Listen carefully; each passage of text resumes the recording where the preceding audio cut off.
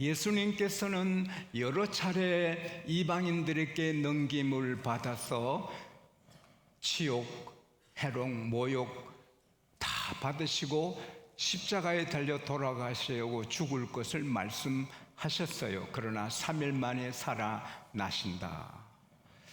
정말 예수님이 당하기 어려운 고난을 다 참으셨어요. 마태복음 26장 66절에서 69절에 보면 유대인들에게 침뱉음을 당합니다. 여러분, 사람이 침뱉음 받는 거 쉽지 않거든요. 저도 전도하다가 백모씨 집에 여러 번 갔더니 오지 말라고 침을 탁탁탁탁 뱉는데 그래도 또 갔어요. 결국 그 집을 구원했는데 침뱉음 받는 게 그게 쉽진 않아요. 근데 저 같은 비천한 사람도 침뱉음 받는 것은 조금 힘이 드는데 만왕의 왕 만주의 주 예수님이 그 벌레 같은 사람들에게 침뱉음 당하는 거 그게 참 모욕인데도 여러분과 저 때문에 다 인내하셨습니다. 할렐루야. 그리고 주먹으로 예수님을 때리고 또 손바닥으로 예수님 뺨을 찰싹 때렸습니다. 그러면서 내가 때린 내가 누군지 알아봐? 이 예수야. 이렇게 조롱을 당합니다. 마태복음 27장 26절에서 31절에 보면은 예수님께서 로마 병정들에게 조롱을 당합니다. 임금의 옷은 붉은 자주색 옷입니다. 그래서 예수님의 옷을 벗기고 홍포를 입힌 다음에 가시로 엮은 그 가시, 굵은 가시 간을 머리에 꼭 누르니 피가 흘러 이 붉은 옷이니까 뭐 보이지도 않지요. 그 얼굴에 흐르죠, 피가. 그리고는 갈대를 예수님의 손에 쥐어주고는 그 앞에 무릎 꿇고 왕이여 왕이여 하고는 조롱하고 또 갈대를 뺏어서는 예수님 머리를 계속 치는 겁니다. 그렇게 또 그 침 당하기 전에 채찍질을 받으셨고요. 그래서 십자가에 달려서 여러분과 저의 모든 허물, 죄, 스트레스, 불안, 병, 가난, 저주, 죽음의 두려움 모든 것을 다 해방해 주셨습니다. 원래 십자가 처형된 자는 그냥 둡니다. 새들이 뜯어먹고 뭐 그냥 그렇게 두는데 예수님 몸이 그렇게 달려 계실 때 해가 진다는데 유대인의 오후는 두 가지가 있어요. 오후 3시가 되면 벌써 해가 진다 이렇게 봤어요. 오후 6시가 되면 참 지네 이렇게 봤는데 아마 3시 좀 넘었을 거예요. 아리마대 요셉이 비장한 결단하고 총독에 가서 예수님의 시신을 허락받아요. 존귀한 공의위원이시고 그 날아가는 큰 재벌이시니 총독도 함부로 대할 수 없는 인물입니다. 그가 예수님의 시신을 아마도 예수님 한 번도 입지 못하신 귀한 세마포로 감싸는데 니고데모 공회의원도 향유, 침향몰랑 섞은 값진 향유를 30kg 갖고 와서 장례 법대로 예수님의 시신을 깨끗하게 하시고 그리고 좋은 아리마대 요셉이 자기를 위해 새로 굴로 판 바위 그 동산 예수님이 십자가 달려 돌아가신 그 동산에 있는 무덤에 모셨습니다. 그런데 대제사장 장로들 바리새인들이 두렵습니다. 예수님께서 나는 죽지만 3일 만에 부활하리라 하셨기 때문에 정말 부활하면 어떡할까? 그리고 부활을 안 해도 예수의 제자들이 훔쳐가서는 부활했다고 하면은 더 문제가 안 되나? 그래서 총독에게 가서 각하 속이는 자, 예수님을 속이는 자로 말합니다. 마귀는 교회를 함부로 말하고 목회자를 함부로 말하고 예수님을 함부로 말합니다. 마귀는 절대로 끝까지 교회를 헐고 교회의 성도를 헐고 예수를 헐니다. 할렐루야. 악한 마귀는 끝까지 회개하지 않고 그럽니다. 그래서 속이는 자가 3일 만에 부활한다 했는데 혹 제자들이 훔쳐가면 더 이렇게 속임이 더 클 것이니 좀 단단히 지켜주세요. 아니, 당신들이 지키는 법을 알잖아. 당신들이 잘 지키라고. 그래서 성전을 지키는 경비병들, 그런데 많은 학자들은 로마 군인도 같이 보냈다고 봅니다. 그래서는 그 바위 틈을 다 초로 임봉하고 밧줄로 다 묶고 그 다음에 도장을 찍어서 누구도 손대지 못하게 하고 군인들이 지키는 것입니다. 근데 주님이 말씀하신 안식 후 첫날 주일입니다. 주일 아침에 막달라 마리아와 다른 마리아는 야곱의 어머니 마리아로 알고 있습니다. 그냥 무덤 보러 간 게 아니고 마가복음 16장 1절에 보면은 귀한 향유를 예수님 몸에 부어드리고 싶어서 준비해서 간 거예요. 가면서 그 무덤 문을, 그 바위 문을 어떻게 열지, 어떻게 주님께, 그리고 군인들이 있는데 우리가 어떻게 하지 걱정을 많이 했는데 이 여인들이 도착했을 때 무서운 큰 지진이 일어납니다. 그리고는 하늘에서 그 모습이 번개 같고 빛이 번개처럼 번쩍 하면서 흰 옷을 입은 천사가 내려와서 바위 문을 굴러냅니다. 그리고 바위에 앉습니다. 그때 모든 군인들은 세이크 막 무서워 덜덜 뜹니다. 한번 떨어봐요. 시작. 그 운동인데 그것도 못하는가. 시작. 이때 안 떨면 중풍으로 떨릴지 모릅니다. 시작. 이렇게 겁을 줘야 하는 거야. 그러다가 그만 다 죽은 자 같이 졸도했어요. 그 군인들이 다 죽은 같이 되었다. 하나님이 그렇게 만드신 거예요. 이 천사하고 이제 여인이 남았는데 여인들도 무섭지만 그러나 천사에 대해서 또 주님에 대한 말씀을 많이 들었기 때문에 정신은 또 맑아져요. 무서워하지 말아라. 십자가에 달려 돌아가신 예수님을 만나러 온 건 내가 안다. 그러나 그가 여기 계시지 않고 말씀하신 대로 살아나셨느니라. 여러분, 무덤 문을 굴린 다음에 예수님이 부활하여 나오신 게 아니고 무덤 문 굴르기 전에 주님이 나오셨습니다. 할렐루야. 영이 아닙니다. 누가복음 24장 39절에 보면 예수께서 나는 살이 있고 뼈가 있다. 그 생선 좀 주라 드십니다. 그러나 그 몸은 글로리 바디, 영광의 몸이라서 몸이 있는데도 문 안 열어도 오시고 나가시고 여기도 마음대로 천사의 몸입니다. 할렐루야. 천사보다 더 영광스러운 몸입니다. 예. 주님은 벌써 부활해 나가셨고요. 그래서 이제 빨리 가서 제자들에게 알려라. 예수님께서 갈릴리에서 만나게 될 거라. 그것도 성경의 예언이고 예수님께서 마태복음 26장 32절에 내가 살아나면 너희보다 먼저 갈릴리로 가리라. 거기서 만나자. 할렐루야. 벌써 예수님이 알려주신 거거든요. 그러니까 향유를 부어드릴 거 걱정하고 무덤문 걱정하고 군인들 걱정했는데 걱정할 게 하나도 없고 너무 기쁘고 무섭고 무서워도 좋은 무서움이고 어썸 막 무서워 좋은 무서움으로 이제 빨리 제 아들에게 막 가서 알린다고 달려가는데 우리 예수님께서 나를 간절히 찾는 자가 나를 만난다. 할렐루야. 그래서 살짝 나타나셨어요. 안녕, 평안하니? 예수님입니다. 이 여인들은 너무 기뻐서 예수님 발 앞에 엎드려 경배합니다. 그래, 가서 내 형제들에게 예수님은 자기를 배신하고 모른다고 부인하고 다 도망한 사람들을 내 형제들에게, 여러분과 제가 정말 부족해도 우리 주님은 우리를 사랑하시고 내 형제들아 할렐루야 가서 전해라, 갈릴리에서 만나자고 하라. 그래서 여인들이 달려가서 전합니다.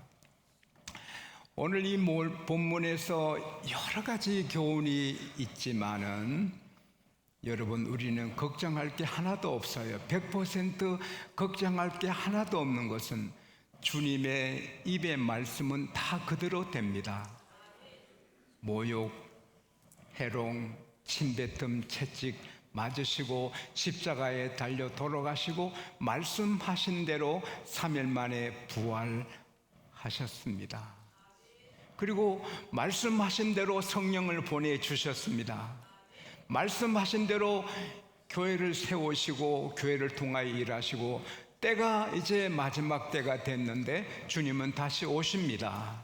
그래서 마태복음 5장 18절에 보면은 천지가 없어지기 전에 이 율법의 1.1획도 없어지지 않는다. 성경의 모든 말씀은 그대로 됩니다. 할렐루야. 요한복음 6장 38절에서 39절에 보면 예수께서 말씀하시기를 내가 하늘에서 내려온 것은 내 뜻을 행하려 함이 아니요 나를 보내신 하나님의 뜻을 행하러 왔다. 내 하나님의 뜻은 이것이니 내게 보내신 자 중에 따라합시다. 한 사람도 잃어버리지 않는 것이다. 할렐루야. 요한복음 6장 44절에도 내 아버지께서 내게로 이끌지 아니하시면 아무도 내게 올 수 없나니 오는 그를 내가 살리리라. 요한복음 6장 54절에도 내 살을 먹고 내 피를 먹은 자는 영생을 가졌고 내가 마지막 날에 살리리라. 사도행전 27장에 보면 유로굴로 태풍을 만난 배가 바다에서 끝나는 거지요. 그래서 여러 날 해도 보지 못하고 별도 보지 못하고 선장 그리고 선주 그리고 사형들이 다 이제는 포기하고 그래서 276명이 다 죽게 됐어요. 그래서 살 여망이 없었다. 사도행전 27장 20절인가 보면 살 여망이 없다. 희망이 전혀 없었어요. 이 바다에서 끝난 거예요. 그런데 그때 바울에게 하나님께서 천사를 보내셔서 바울아 걱정하지 말아라. 이 모든 사람 너에게 맡긴다. 한 사람도 손상당하지 않고 배만 부서진다. 너는 로마 황제 앞에 서야 된다. 그러셨거든. 그래서 다 불러 모았어요. 선장, 선주, 백부장 275명 바울을 뺀 다 불러 모으고 여러분 안심하십시오. 여러분 중에 한 사람도 손상 입지 않아요. 배만 부서집니다. 내가 섬기는 하나님께서 천사를 보내 말씀하셨어요. 우리는 한 섬에 걸립니다. 한 사람도 죽지 않습니다. 그러니 힘을 내고 음식을 먹으셔야 됩니다. 먹고 힘을 내야 살 수 있습니다. 이제는 다 죽게 됐는데 산다는 희망을 전하니까 모두 눈에 빛이 납니다. 억지로 먹습니다. 흔들리는 배에서. 그리고 성 가까이에 가서 배가 부서집니다. 수영 못하는 사람은 판자 같은 거 갖고 수영한 사람은 그냥 건너서 한 섬 멜리데에 걸리니 그 주민들이 식인종이면 다 잡아먹힐 건데 따뜻한 사랑으로 환영하고 불을 피워주고 3개월간 융숭하게 대접을 해서 다 삽니다. 천사가 한 하나님 말씀도 그대로 됩니다. 할렐루야. 여러분 예수께서 친히 말씀하셨습니다. 한 사람도 잃어버리지 않는다. 여러분 우리는 100% 부활합니다. 부활하지 못할 사람 아무도 없습니다. 예수를 구세주로 믿으시면 아멘 하십시다. 그러면 반드시 부활합니다. 그러면 주님 다시 오실 때까지 천군 천사로 강림하실 때까지 우리 무덤에서 기다려야 되느냐? 아닙니다. 성경은 전체로 풀어야 됩니다. 할렐루야. 우리 몸은 흙으로 된 몸은 있을지라도 사실은 뭐 불로 태우면 없어지잖아요. 바다에 빠지면 뭐 물고기 밥도 되고요. 그러나 우리 주님이 재림하신 날 바다도 땅도 죽은 자를 다 내어놓습니다. 할렐루야. 그때 신비로운 일이 있지만 그러나 그것은 주님께서 하실 일이고, 성경에 보면은 죽는 그 시간에 우리는 천국 갑니다. 할렐루야. 누가복음 16장 22절에 나사로가 죽으니 바로 천사들이 받들고 천국으로 인도해서 아브라함 옆에서 희희낙낙합니다. 누가복음 23장 42절 43절에 보면은 예수께서 그 회개한 강도에게 오늘 너가 나와 함께 나그네 천국에 있으리라. 할렐루야. 우리가 몸은 땅에 있을지라도 우리 영은 바로 천국 가는데, 그러면 영혼만 가느냐? 아니올시다. 예수님이 우리를 그렇게 하지 않아요. 예수님께서 마지막 만찬을 하신 다음에 말씀하셨습니다. 이것은 죄를 얻게 하게 하여 많은 사람을 위해 흘린 나의 피다. 근데 이 포도주를 내가 아버지 나라에서 새 것으로 마실 때까지 땅에서는 안 마시겠다 그랬어요. 하늘나라에는 포도주도 있고 뭐 이 땅보다 더 좋은 곳이 있습니다. 할렐루야. 마태복음 8장 11절에 아브라함과 함께 있는 천국은 잔치입니다. 잔치. 그러면 어떻게 그게 가능하냐? 영혼은 못 먹는데 빌립보서 3장 21절에 주님이 만물을 복종케 하시는 능력으로 우리를 그와 같은 영광의 몸으로 변화시킨다. 할렐루야. 주님의 그 글로리 바디, 주님의 몸으로 우리를 변화시켜요. 주님 같은. 그래서 우리도 뼈가 있고 살이 있고 천국에서 포도주를 마시고 즐기고 살게 해 주십니다. 고린도전서 15장 49절입니까?